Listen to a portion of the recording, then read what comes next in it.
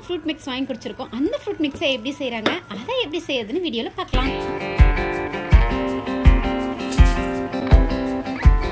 இந்த fruit mix ready பண்ணுறதுக்கு இந்த மாதிரி கொஞ்சம் நீளமான பாத்திரமாக எடுத்துக்கலாம். இது கூட கசிஞ்ச வாழைப்பழம், மஞ்சள் வாழைப்பழத்தை தவிர்த்து பச்சை வாழைப்பழத்தை தவிர்த்து இந்த மாதிரி ஏதாச்சும் பழம் எடுத்து யூஸ் பண்ணிக்கலாம். நான் இன்னைக்கு செவ்வாழை எடுத்திருக்கேன்.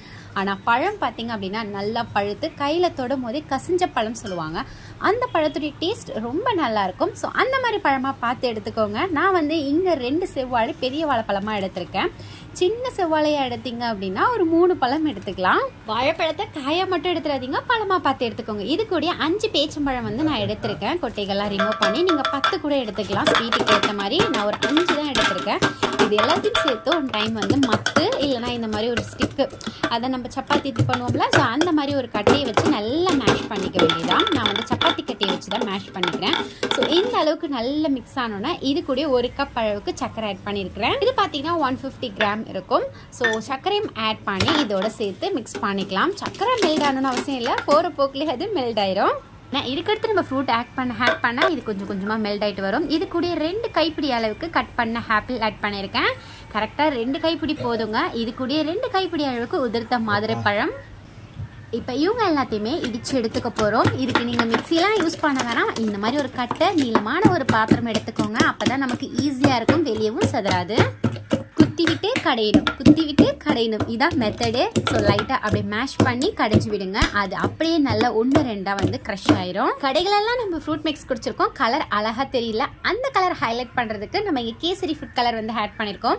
ரொம்ப ஆட் பண்ணணுன்ற அவசியம் கிடையாது, கொஞ்சமாக பார்த்து ஆட் பண்ணிக்கோங்க. இது கூட ஒரு நல்ல டேஸ்ட் கொடுக்கறதுக்காக பைனாப்பிள் எசன்ஸ் ஆட் பண்ணியிருக்கேன். கடைகளெல்லாம் பார்த்தீங்கன்னா இந்த பைனாப்பிள் எசன்ஸ் ஆட் பண்ணுவாங்க. ஸோ அதுதான் இந்த சீக்ரெட்டே. ஸோ அதனால இந்த பைனாப்பிள் எசன்ஸை ஆட் பண்ணி ஃபுட் கலரையும் சேர்த்து ஆட் பண்ணி 1 டைம் நல்லா மிக்ஸ் பண்ணி எடுத்துக்கலாம். இதோட கன்சிஸ்டன்சி இந்த மாதிரி இருக்கணும். இந்த மாதிரி வந்தோன்னா இதுக்கடுத்து உங்களுக்கு என்ன ஃப்ரூட் வேணுமோ திருப்பி நீங்கள் ஆட் பண்ணிக்கலாம். நான் வந்து பப்பாயா வந்து ஆட் பண்ண போகிறேன். அது ஆல்ரெடி பப்பாயா பார்த்தீங்க அப்படின்னா லைட்டாகவே மேஷ் ஆன மாதிரி இருந்ததுனால நான் வந்து ஆப்பிளோட சேர்க்கல. இந்த டைமில் வந்து பப்பாயம் சேர்த்து 1 டைம் லைட்டாக மிக்ஸ் பண்ணி விட்டுட்டேன். பப்பாயா, ஆப்பிள், மாதுளை பழம், டேட்ஸ் இது எல்லாத்தையும் சேர்த்து நல்லா மேஷ் பண்ணி எடுத்தாச்சு. இந்த மாதிரி இருந்தால் போதுங்க. இதுக்கடுத்து ஃபைனல் டச்சாக நம்ம வந்து திராட்சை ஆட் பண்ண போகிறோம்.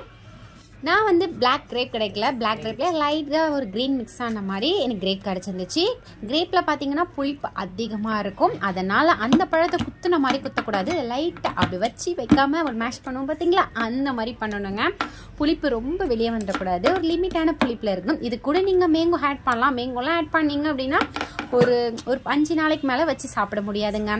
அதனால் மேங்கோலாம் வேண்டாம், அதெல்லாம் கொஞ்சம் பிளிக்கும். இதுக்கடுத்து பார்த்தீங்க அப்படின்னா சில்லுன்னு இருந்தால் தான் சாப்பிட்றதுக்கு நல்லாயிருக்கும். கொஞ்சம் போல் ஐஸ் க்யூப் வந்து ஆட் பண்ணிக்கிறேன். இது கூட ஃபைனலாக வந்து ஹனி ஆட் பண்ண போகிறோம்.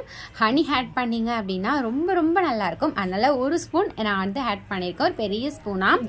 இப்போ இது எல்லாத்தையும் 1 டைம் மிக்ஸ் பண்ணிக்கலாம். நம்ம ஐஸ் சேர்த்துருக்கனால இது என்ன ஆகும் அப்படின்னு பார்த்தீங்கன்னா ஐஸ் கரைஞ்சி வர கடைகள்லாம் கொடுக்கறதுக்கு கரெக்டாக இருக்கும். வீட்டில் செய்கிறதா இருந்தால் நீங்கள் இதில் கொஞ்சம் போல் தண்ணி கூட ஆட் பண்ணிக்கலாம். ஹஃப்ல தாங்க நம்மளுடைய ஃப்ரூட் மிக்ஸ் வந்து சூப்பராக ரெடி ஆயிடுச்சு. இப்போ நம்ம எடுத்து சர்வ் பண்ணலாம். நம்ம ஐஸ் கட்டி கரையவும் இது கொஞ்சம் லிக்விடாக கரெக்டாக நம்ம சாப்பிட்ற பதத்துக்கு வந்துடும். கடைகள்லாம் சாப்பிட்ருக்கலாம், அதே மாதிரி டேஸ்ட் இருக்கும். ட்ரை பண்ணி பாருங்கள். இந்த வீடியோ யூஸ்ஃபுல்லாக இருந்தால் இந்த வீடியோக்கு ஒரு லைக் பண்ணுங்கள், ஷேர் பண்ணுங்கள், சப்ஸ்கிரைப். நெக்ஸ்ட் வீடியோவில் பார்க்கலாம்.